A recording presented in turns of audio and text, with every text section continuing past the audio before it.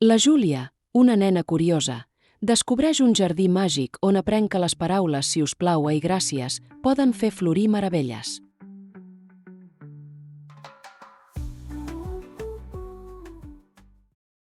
Vet aquí que en un petit poble, al costat d'un jardí ple de flors de tots colors, hi vivia la Júlia, una nena molt curiosa i amb un gran cor. La Júlia estimava la natura i li encantava ajudar els altres. Cada dia, quan anava a l'escola amb els seus amics, passava pel jardí i saludava les flors, els animalets i fins i tot les pedretes del camí amb un somriure, com si fossin els seus amics secrets. Un matí, mentre passejava sola pel jardí, va veure una petita porta de fusta amagada sota un arbre vell ple de branques.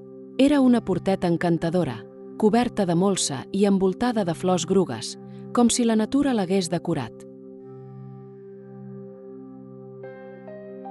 La Júlia, encuriosida, s'hi va acostar i va veure un rètol a la porta que deia: "Aquest és el jardí dels petits favors. Si vols entrar, hauràs de dir les paraules de respecte i gratitud amb el cor." La Júlia va llegir les paraules amb atenció i va pensar que podien voler dir recordava com els seus pares li deien que el respecte era una forma d'estimar. Així que, amb veu dolça i sincera, va dir: "Si us plau, puc entrar?" De seguida, la porta es va obrir i va aparèixer una llum càlida que il·luminava un caminet ple de flors blaves i blanques. Semblava que el jardí s'hagués despertat per rebre-la. Quan va entrar, la Júlia es va quedar bocabadada. Dins del jardí hi havia una taula plena de tresors, petites flors, cintes de colors brillants, pots de mel, fulles perfumades i pedretes lluents. Tot semblava brillar, com si hagués estat preparat especialment per a ella. Més enllà de la taula, hi havia camins que serpentejaven per tot el jardí, decorats amb petites llums que semblaven brillar amb vida pròpia.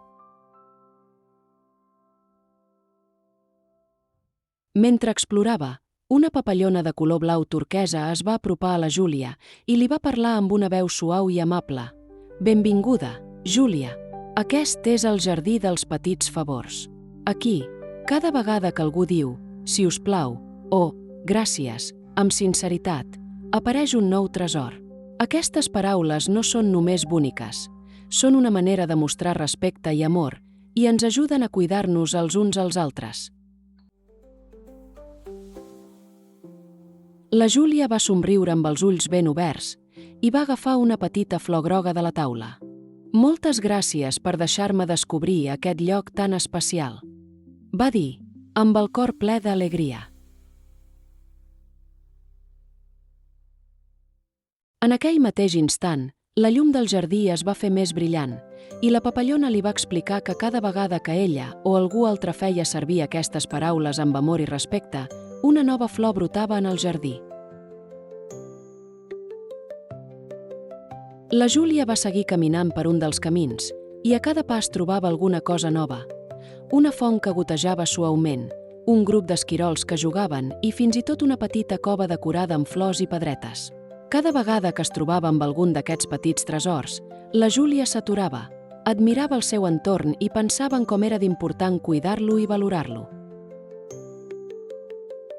Quan ja havia recorregut gairebé tot el jardí, la Júlia va sentir que era l'hora de marxar. Però abans de sortir, va tenir una idea. "Vull que els meus amics també coneguin aquest lloc meravellós i aprenguin com d'especials són les paraules de respecte i gratitud." Així que va tornar a casa amb una nova missió.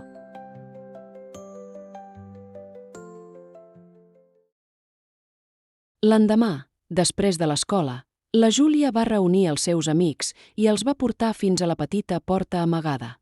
Els va explicar tot el que havia vist i, amb la veu plena d'emoció, els va dir: "Només hem de dir, si us plau, amb el cor per entrar. És molt important que ho diguem amb amor i respecte." Tots els amics van dir les paraules de respecte i gratitud, i la porta es va obrir, mostrant-los el camí de flors brillants que conduïa al jardí. Quan van entrar, van quedar bocabadats en veure els tresors de la taula i la bellesa del jardí màgic.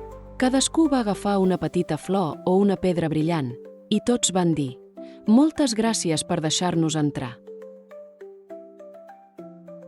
En aquell moment, el jardí es va omplir d'una llum encara més càlida i les flors al voltant es van obrir, com si el jardí mateix estigués content de tenir-los allà. Des d'aquell dia, la Júlia i els seus amics van comprendre que «si us plau» i «gràcies» eren molt més que simples paraules. Eren formes de connectar amb els altres, de respectar el món que els envoltava i de crear un lloc on tots es podien sentir valorats. Així que, encara que no sempre podien veure el jardí màgic, sabien que cada vegada que feien servir aquestes paraules amb respecte i gratitud, estaven creant un jardí invisible de favors i amistat al seu voltant. Cada dia és un bon dia, amb paraules boniques al cor. Diem sisplau quan volem ajuda i gràcies amb tot el nostre amor. Si dius sisplau entres al jardí, d'on surten flors que brillen per aquí, amb un gràcies sincer i bonic, que és un jardí de llum i color tan ric. La Júlia sap com entrar, amb respecte al cor per avançar. Diu sisplau amb sinceritat i el jardí es converteix en realitat. Si dius sisplau entres al jardí, d'on surten flors que brillen per aquí, amb un gràcies sincer i bonic, que és un jardí de llum i color tan ric. I color tan ric. És el jardí. De favors i llum. Si dius sisplau entres al jardí,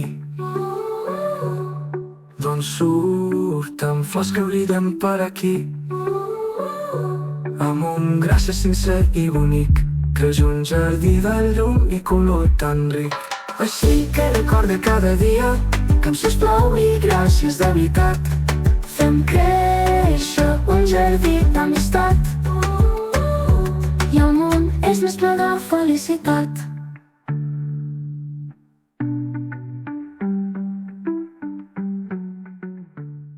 Si t'ha agradat, prem el botó m'agrada al vídeo. Subscriu-te per a més recursos educatius.